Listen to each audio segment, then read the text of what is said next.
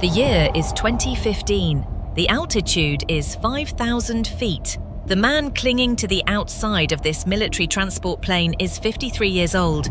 There are no special effects, no green screen. The only thing between him and the void is a single safety wire. 2 years later, he becomes the first actor in history to perform a high-altitude, low-opening military jump on camera. He leaps from 25,000 feet into the thinning air of the stratosphere. He rehearsed this stunt over 100 times. One miscalculation, one moment of unconsciousness from hypoxia, and it's over.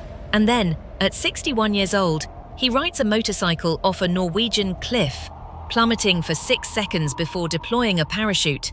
He did this 6 times in a single day. The world sees a movie star, an entertainer, but what we are actually witnessing is something far more profound. This isn't about adrenaline. It's not about a death wish. This is a meticulously planned, scientifically engineered assault on the very concept of aging. For decades, Tom Cruise has been running a secret experiment with his own body as the laboratory. The question he's trying to answer isn't just, can I survive this stunt? It's, can a human being, through sheer force of will and scientific application, stop the clock? To understand how a man in his 60s can maintain the physical prowess of an elite athlete half his age, we have to look past the silver screen.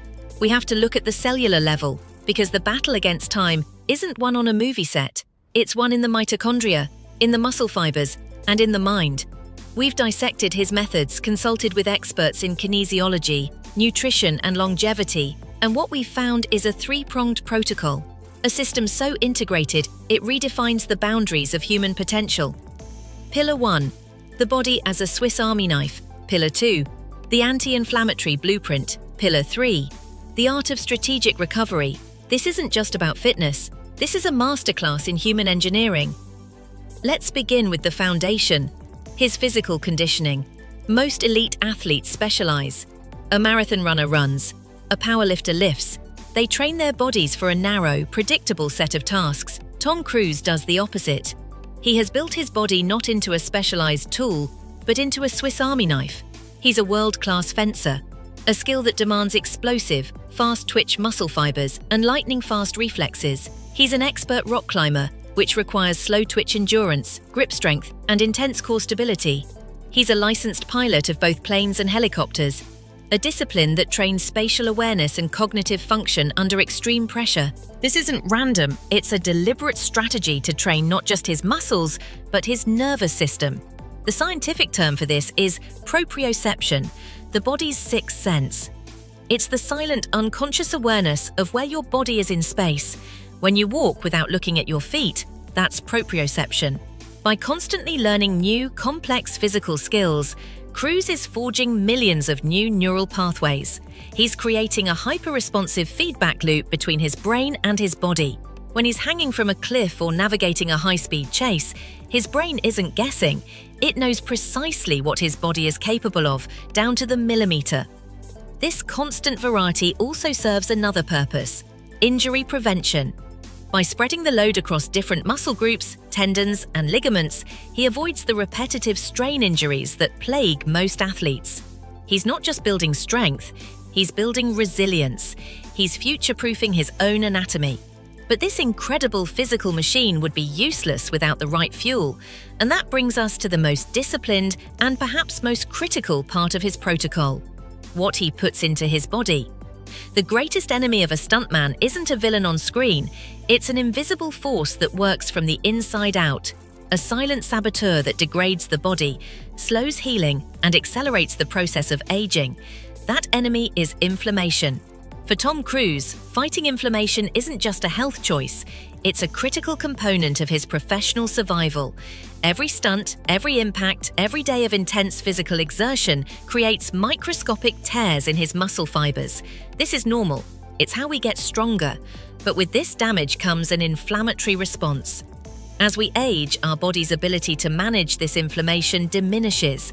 A recovery that might take a 25-year-old 2 days could take a 60-year-old a week or more. For an actor who needs to perform the same high-impact stunt 6 times in a single day, a week-long recovery isn't an option. It's a career-ending liability. This is why Tom Cruise's diet isn't just a diet, it's a strategic, anti-inflammatory arsenal. Reports from chefs who have worked with him and from co-stars paint a picture of almost monastic discipline. His diet is rumoured to be capped at just 1,200 calories a day, a number that seems impossibly low for his activity level. But the secret isn't just in the quantity of the food, it's in the quality and the preparation. He avoids sugar, refined carbohydrates, and most processed foods. This is standard for any health-conscious individual, but Cruise's protocol goes a step further. It targets a specific insidious culprit in the aging process. The enemy is called an advanced glycation end product, or fittingly, an AGE. AGEs are harmful compounds that form when proteins or fats combine with sugar in the bloodstream, but they also form directly on our food when we cook it at high temperatures. Frying, roasting, broiling, grilling, all of these methods that give food its delicious browned crust also load it with these aging accelerators. Once inside the body, AGEs wreak havoc. They are like molecular vandals attaching themselves to healthy cells, causing them to become stiff, dysfunctional, and inflamed. They damage collagen, leading to wrinkles and stiff joints. They stiffen blood vessels. They are, in a very real sense, a physical manifestation of the aging process. This is why Tom Cruise's food is reportedly never fried. It's prepared at low temperatures, steamed, slowly grilled, or baked. He is deliberately minimizing his intake of AGEs, starving the inflammatory fire before it can even begin. He isn't just eating for energy, he's eating to control time itself at a molecular level. This meticulous diet ensures his body's inflammatory response is reserved only for what's necessary, healing the damage from his physical training and not wasted fighting a war against his own food. It creates a state of such low inflammation that his recovery cycle is dramatically shortened. He can push his body to the absolute limit day after day because the internal environment is perfectly optimized for repair. But even with the perfect fuel and a resilient physique, the sheer physical trauma of his work requires one final crucial element. It's the pillar that separates amateur daredevils from elite performers. The science of not just doing the work, but of undoing the damage. For most of us, recovery is a passive act. It is the absence of effort. We rest, we stop, we wait for the body to heal on its own. This is not the Tom Cruise method. His third pillar is built on a principle well understood by elite athletes and physiologists. Recovery is not an off switch. It is an active, strategic process. The work doesn't end when the stunt is over. In many ways, that's when the most important work begins. His days off are not spent on a couch. They are filled with what scientists call active recovery.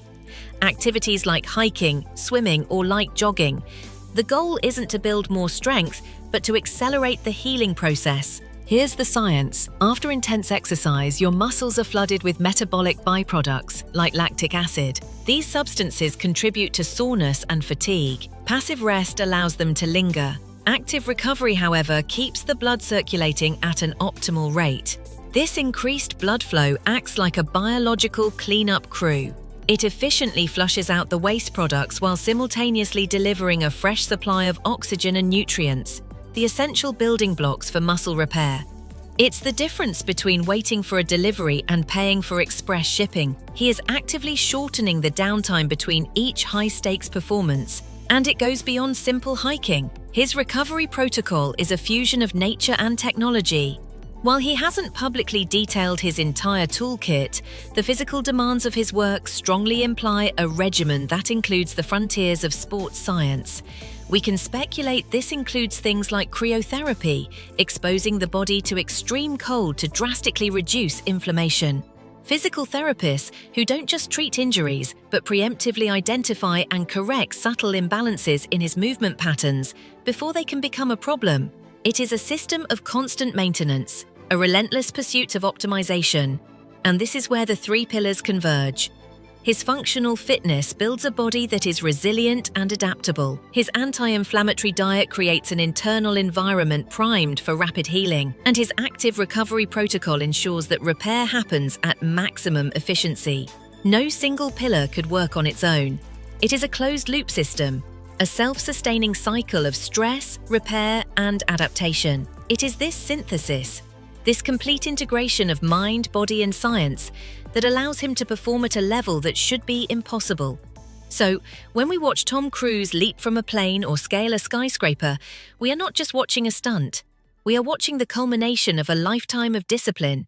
We are seeing the physical manifestation of a radical idea that the limitations of age are not a fixed law but a boundary to be challenged, negotiated, and, with enough will and ingenuity, pushed back.